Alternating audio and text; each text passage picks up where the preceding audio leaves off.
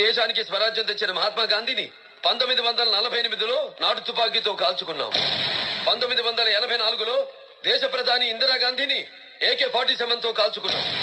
1991లో మాజీ ప్రధాని రాజీవ్ గాంధీని మానవ బాంబుతో చంపుకున్నాం సార్. 40 ఏళ్లలో నాటు తుపాకీ నుంచి మానవ బాంబు వరకు పురోగమించాం సార్. ఇది పురోగతే. రోజుకో రాజకీయ పార్టీ పుట్టుకొస్తుంది, ఇది పురోగతే. నాయకుడు రోజుకో జెండా మారుస్తున్నాడు, అది పురోగతే.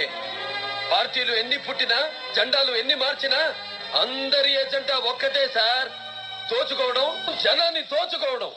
సార్, ఒకడి వెనక 4 ఎంపీలు ఉంటే చాలు, పార్లమెంట్ వాడి అబ్బ సొత్తు. ఒకడి వెనక 10 మంది ఎమ్మెల్యేలు ఉంటే చాలు, రాష్ట్రమంతా వాడి అమ్మ మొగుడి సొత్తు. అందుకే ప్రభుత్వాల మీద నమ్మకాలు పోయాయి సార్.